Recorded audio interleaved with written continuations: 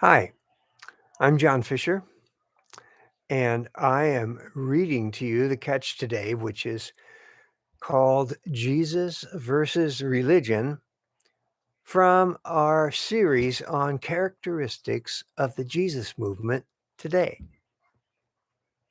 There's a reason why it's called the Jesus movement. It was all about Jesus. In 1966, a gospel group named the Art Reynolds Singers recorded their song, Jesus is Just All Right. In 1969, the Byrds covered it. And then in 1972, the most popular version was released by the Doobie Brothers. Now, why did a gospel song about Jesus receive such mainstream attention? Because in 1969, and for a few years following, in fact, the Jesus movement was pretty much flanked by the various versions of this song. Jesus was just all right with a growing number of rock and roll fans all over the world. Suddenly, almost overnight, Jesus was acceptable to people who formerly would not have anything to do with God, religion, church, or Christianity. Suddenly, Jesus was a different story. In 1971, both Jesus Christ Superstar and Godspell came out on Broadway.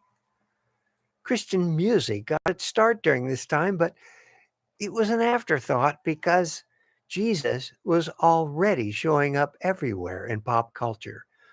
Norman Greenbaum, Creedence Clearwater, Barry McGuire, James Taylor, Bob Dylan, Peter Paul and Mary were all singing about Jesus and even the return of Christ to judge the world. While the younger generation was seeking answers to the big questions of life and struggling with student unrest, civil rights, and war in Vietnam, Bob Dylan was telling everyone that the answer was blowing in the wind. And indeed it was. It was the wind of the Spirit of God blowing people to Jesus. John 3:8. The reason why was important to people who were searching during the Jesus movement, as well as those searching today, is because faith is personal. Becoming a Christian is not just about placing faith in an intellectual belief or a doctrine or creed. It's a personal encounter.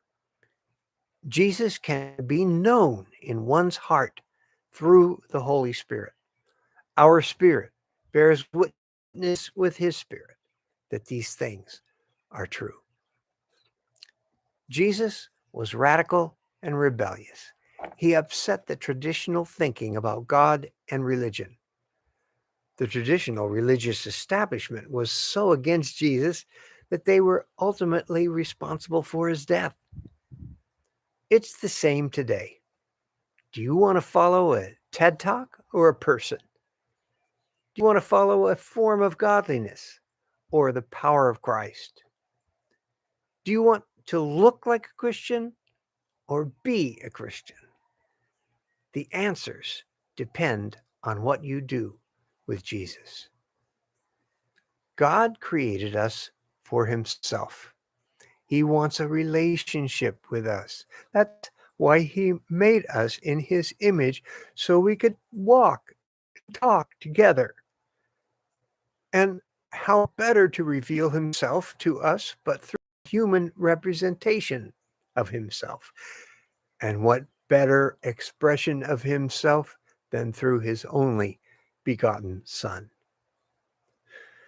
Not only has Jesus accomplished what was necessary for making us acceptable to God, Jesus is God's best idea of what a human being is.